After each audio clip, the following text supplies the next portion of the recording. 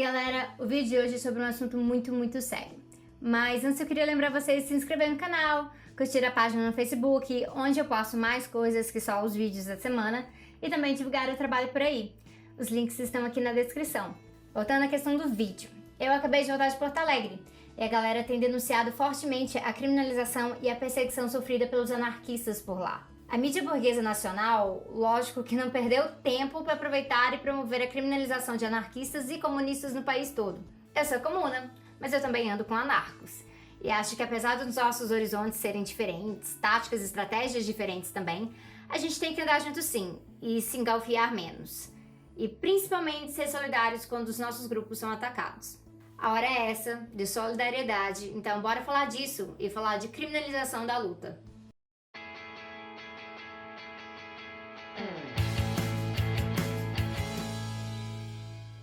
Esse vídeo é muito inspirado por um livro que eu li recentemente do Michel Levy e do Oliver Besancenot, que foi recomendação do Compa e apoiador do canal André Lima.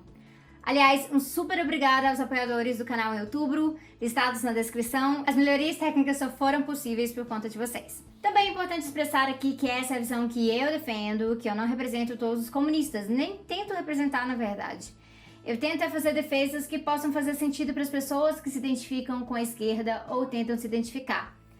E cada dia mais eu tento focar mais nas últimas, porque as pessoas que já estão dentro da esquerda, mas seguem tudo como dogma em vez de praxis, essas pessoas não vão me ouvir mesmo. Inclusive, esse vídeo parte do incômodo com o silêncio da esquerda, que solta nota até sobre o papagaio do vizinho, mas nada sobre a criminalização da luta anarquista no Brasil.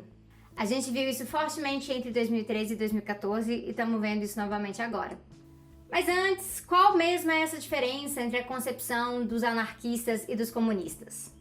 Então, antes eu preciso dizer que por comunista aqui eu estou considerando aqueles que entendem o socialismo como um passo necessário para o comunismo, porque em termos de horizonte tem gente no anarquismo da corrente do que a gente chama de anarcocomunismo. Sim, tem pensamentos anarquistas diferentes também, não dá para entrar nisso tudo agora, então vamos considerar só no geral mesmo. E eu também não vou ficar entrando nas tretas Marx, Bakunin hoje, porque o objetivo é descomplicar e não o contrário. Minha recomendação é que ouça um podcast do Felipe Correia, que saca de anarquismo bem mais que eu, e a indicação de uma outra apoiadora do canal, a Priscila Bagli, link na descrição. Nessa distinção, apesar de ambos comunistas e anarquistas terem um horizonte revolucionário do fim da dominação, a concepção de ferramentas e táticas para se fazer revolução diverge muito, assim como a ideia da sociedade pós-revolucionária, como que ela vai ser. Ah, calma aí, isso que eu tô falando e vou falar só funciona no entendimento que o anarquismo é uma corrente libertária que visa o fim de todo tipo de dominação. Então eu tô falando aqui que anarquismo é de esquerda.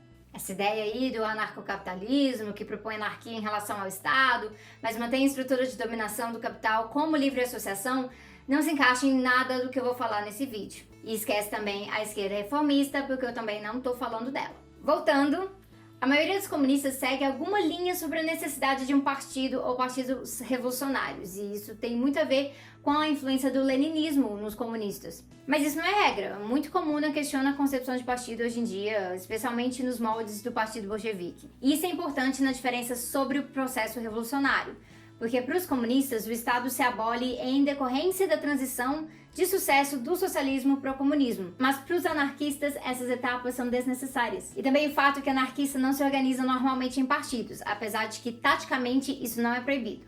Só que no geral anarquistas se organizam em coletivos, sindicatos, movimentos de base, e só base, já que eles não se hierarquizam, etc. Outra questão é eleitoral.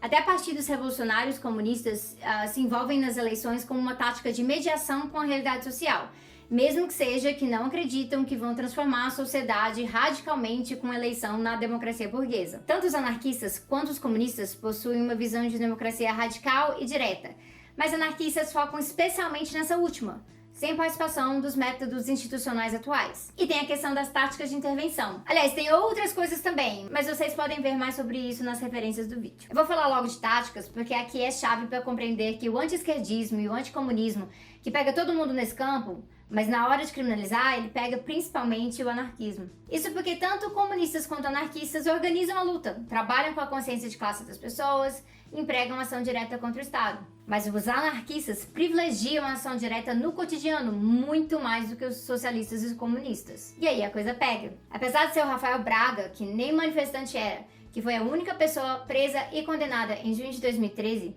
a perseguição aos manifestantes na época, sobretudo para quem usava a tática Black Bloc, resultou em uma forte criminalização de grupos anarquistas ao redor do país entre 2013 e 2014. Vocês sabem, né? Porque a galera pede mais saúde, mais educação, mas só e somente só se as sagradas vidraças dos bancos permanecerem intactas. Pobres os bancos que vão acionar seu seguro para pagar umas vidraças, se distraindo da tarefa diária de lucrar bilhões com tarifas, juros e dívida pública.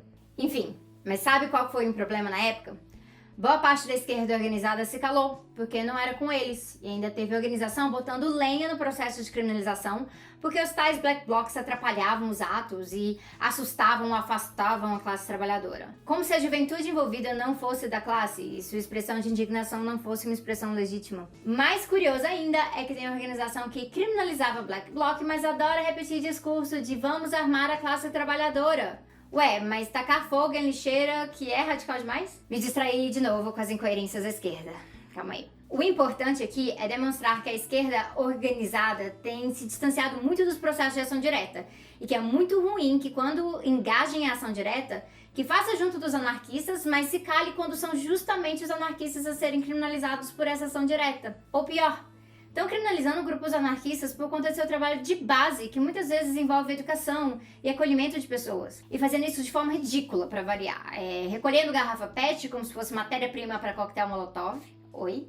Mas o que esperar da polícia que alega que pinho-sol é explosivo e que considerou Bakunin um suspeito há apenas alguns anos. Eu digo tudo isso por duas razões. A esquerda organizada, socialista e comunista precisa se solidarizar com os anarquistas. O histórico entre esses grupos pode ser péssimo em muitos lugares, mas isso se muda.